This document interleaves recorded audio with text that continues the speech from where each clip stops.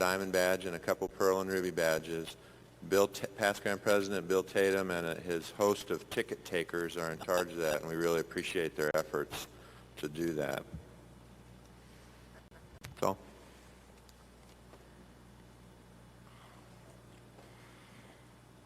We'll now hear a report from the Rules and Resolutions Committee.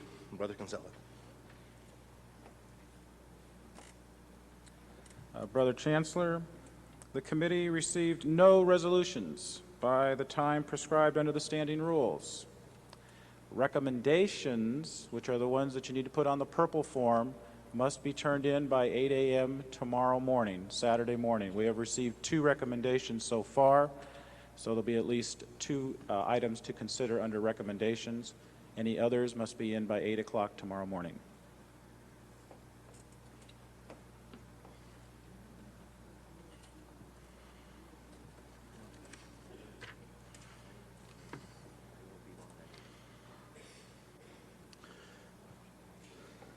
We'll now move on to, is there any objection to receive the report on the Rules and Resolutions Committee? Seeing none, we'll receive that report. We will go into additional floor nominations. After we finish this round of floor nominations, we will close nominations. Are there any further nominations for Grand President? Any further nominations for Vice President for Organizational Development? Vice President Finance? Any of the Provincial Vice President offices? Any Regional Vice President offices?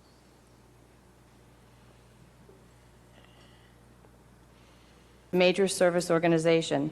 This organization should have household name recognition that would allow Delta Sigma Pi chapters to have an additional option for a national service project. Hopefully this option would allow for a broader time frame for participation and an opportunity to establish long-term relationships in the chapter's local community and on a national level more than Make a Difference Day currently offers. Fourth, to complete the full implementation of our governance structure. We, the National Fraternity, have spent the last 4 years working on updating and improving our national governance structure. As your Grand President, I will continue to work with the Executive Director, Central Office staff, Board of Directors, and Provincial Councils to make sure our new positions on the board are effectively transitioned for the benefit of the entire fraternity. We have invested many human resources on this project, and we can't underestimate the importance of all elected volunteers and staff successfully fulfilling their obligations. We must make sure that we utilize our alumni members' talents in our new expansive committee structure that is now an integral part of the new governance structure. I want to make sure that we are successful in all aspects of our implementation. Last, as your Grand President, I pledge the following standards of operational excellence. Pride. Continue to elevate the levels of pride in all areas of our membership. Our brotherhood is simply second to none, and nobody has more fun than we do. Responsive. All elected leaders and volunteers will be educated and very responsive and aware of our membership's needs. Organized. The staff and elected volunteers will be organized in thoughts and actions to all our constituents and to our competition. Maintenance. We will continue to provide the needed care and maintenance of our beautiful central office facilities to provide a top-notch professional environment for maximum staff productivity. Innovation. Technology and educational opportunities will be a critical success component in the next biennium. We will continue to find new ways to do things both on the volunteer and staff side of our operations in technology and educational areas. The completion of the Web CEI automation project will be a priority. We will also need to explore the possibility of developing an area on our website that would allow for very easy surveying of our members and easy-to-use database survey results for our leaders. We will continue to improve and refine our educational offerings to our members and our leadership. Service. Serving the Brotherhood is job one for elected volunteer leaders and staff members. Customer service should always be performed humbly and with a smile on each of our faces. Our service motto should be, "The customer is right."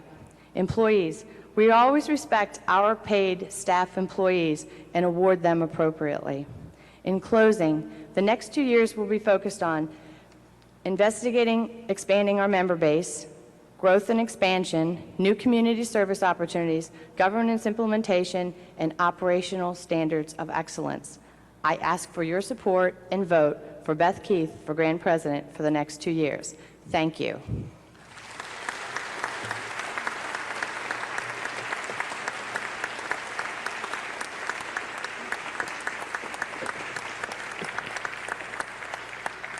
We will now hear the introductory speech for candidate Kathy Jahnke.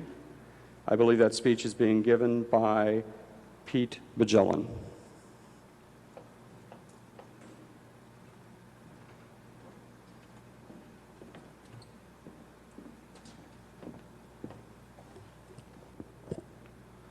How do I wrap 17 years of experiences with Kathy into 2 minutes? I can stand here and recite all of Kathy's accomplishments as a board member and executive committee member over the last 8 years, but I'd rather tell you something about Kathy the person and her ability to lead. There are 2 types of management styles. There's managers and there's leaders. Managers tell others what to do. They impose their own ideas upon their employees, thereby discounting individual creativity. Leaders, on the other hand, listen to others and allow them to develop opinions, share ideas, and make decisions. Leaders develop new leaders.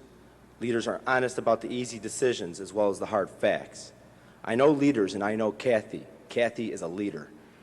First, Kathy, like a good leader, has always been open to new ideas from everyone, regardless of age and rank. And as a result, she and the fraternity have been able to benefit from the diverse suggestions offered during these exchanges. She's extremely approachable and always willing to talk to you. Second, like a forward-thinking leader, Kathy continually seeks out and develops new leaders.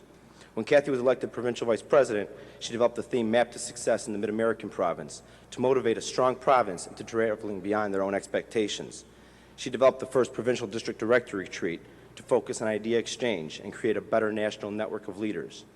In her 2 terms as provincial vice president, Kathy has filled 100% of her regional vice president positions and nearly 100% of her district director positions. Finally, like any lasting leader, Kathy is honest. As regional director, Kathy was forced to close 3 chapters. She was up front with each chapter, listening to them and offering them options and continuous assistance. It was not easy as Kathy was close with each of these chapters. One of these chapters was mine. It was very difficult in our friendship, but she did what was best for the fraternity. She was honest with us, and I respect her most of all for this. I would not stand before you to support Kathy if I did not have complete confidence in her abilities and in her purpose for running. Kathy believes she can make a difference, and I know she can. May I present to you the very qualified candidate for Grand President of Delta Sigma Pi, Brother Kathleen Jahnke.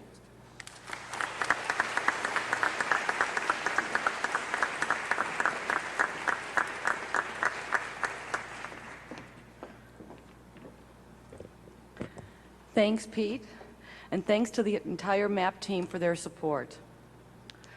Wow, this is an incredible experience to stand before you today. I remember back 20 years ago at my first Grand Chapter. It was Mackinac Island. Mike Maloney was elected Grand President, and I was functioning on less than an hour's sleep. I, too, sat in a room much like this, out there in the audience, and I thought to myself, gee, I want to be up there one day. Well, here I am, and it only took me 20 years. A lot's happened in 20 years. The path to get here hasn't always been easy. Leadership changes, ritual and bylaws change, chapters come, and unfortunately some chapters go. In fact, sometimes I even wandered off the path myself.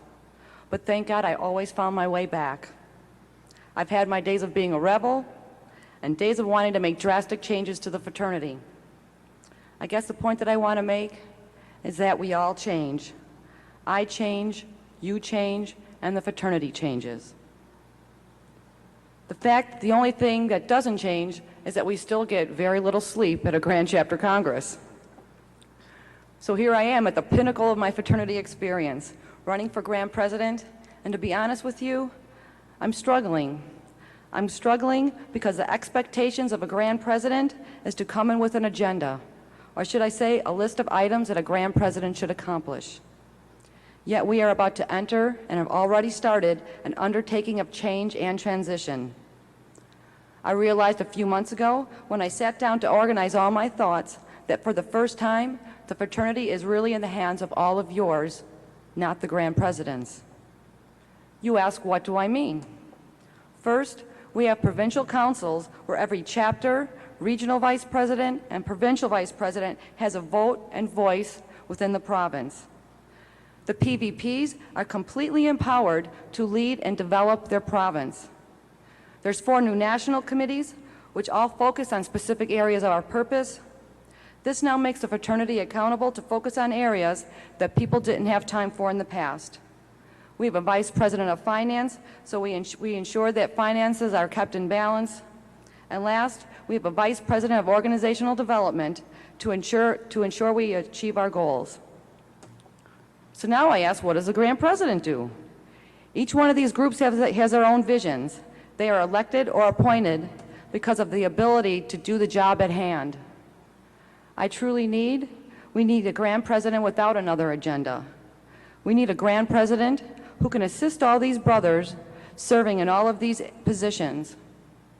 We need a Grand President that can empower and guide and let people realize their own visions and potentials instead of the vision of their leader. We need a Grand President who can lead, not manage or control. We need a Grand President who will focus on this new governance, make it a priority so that we can all succeed today and into the future. And then I was done struggling, because that's the kind of leader I am. I'm level-headed and reasonable. I listen to all sides of the story. In fact, I believe that I listen more than I talk. I prefer to sit back and watch people shine while they implement their own ideas. And that's why I'm standing before you today. It took me 20 years, but in that time I learned a lot about leadership, how to get people involved, how to keep people involved, and how to help them succeed. And let me tell you, now, more than ever before, we need people and we need them to succeed.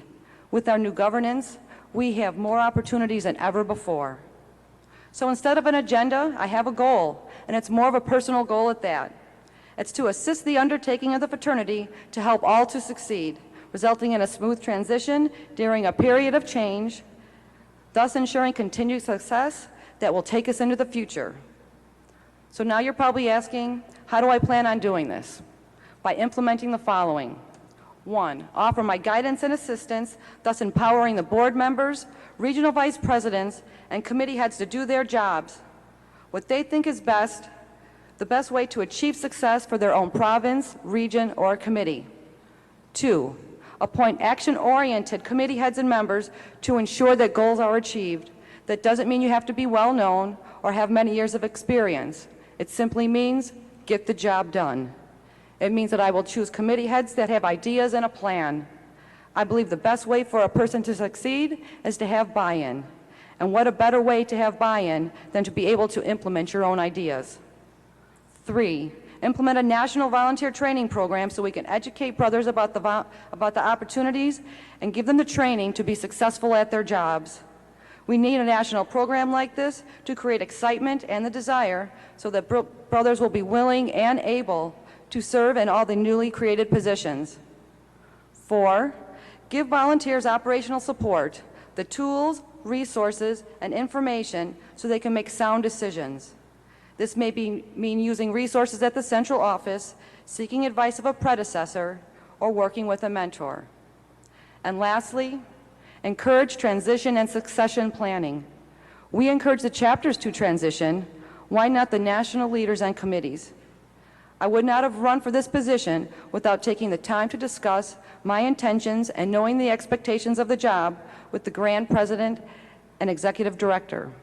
It's smart planning for the future and planning for continued success. Finally, I want to spend the last few minutes once again talking about change, specifically the fear of change. I'm sure you all know what the top 3 fears are: dying, speaking in public, and change. Well, I'm not standing up here to be your spiritual leader, so I'm going to leave that up to you. I'm going to leave it up to your chapters to help you out with public speaking, and that leaves change. Most people want to resist it. I will admit that I feel a little nervous looking into the future. However, if we were not afraid, that would mean we were not taking any risk. And without any risk, there would be no chance for improvement. But we are Delta SIGs. We expect more and we want more. So what I'm going to ask you to do is embrace change. Embrace change for a successful future and stronger fraternity. So this is my promise to you, because if you cannot trust me, I cannot lead you. At this time, I know that I've been passing out ribbons. You can take a look at your ribbon, and I want you to know that C stands for challenge. I've been faced with difficulties before and have always made it through. And I know that no one wants to talk about it publicly, and I'm going to be the first. And unless you all abstain, you're going to have your first female grand president. And if you think that's added pressure, you should be standing in mine and Beth's shoes right now. H stands for honesty. I can't promise that you will always like my decisions, but I will promise that I will always be upfront and honest. I refuse to take action without all the parties affected informed and represented. A stands for approachable. I promise to be available and welcome the opportunity to discuss your ideas and your concerns, whether you're a collegiate, alumni, board member, or staff. I know that in 10 minutes I cannot address all your questions, but I'm asking you to test me on this promise, and if we haven't had a chance to meet, I'd really like the opportunity to do so while we're still here in Buffalo. N stands for new and numerous opportunities, and boy, do we have that. We have it on a national level and now provincial level. If you have the desire to get involved, and I hope you all do, I will find a way to get you there. G stands for guidance. Guidance, not control. I promise that I will give you the opportunity to make this your fraternity, not my fraternity. And E stands for excitement. If we're not excited and having fun, then it's not worth the effort. This should be something that we want to do, not have to do. And anyways, I wouldn't be standing here if I wasn't expecting to have fun. So that's my promise to you if you elect me. And now I'm asking for a commitment from you, because I can't do this alone. The new board cannot do this alone, and the central office staff cannot do this alone. We have to do this together, as a team. So I'm asking you to take the bull, or should I say buffalo by the horns. Let us embrace change and make fraternity history together.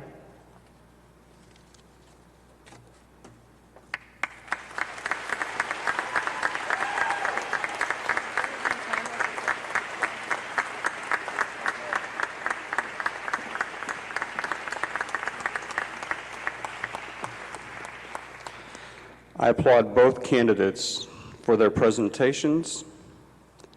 9 minutes, 55 seconds. We will move on to the Vice President of Organizational Development position.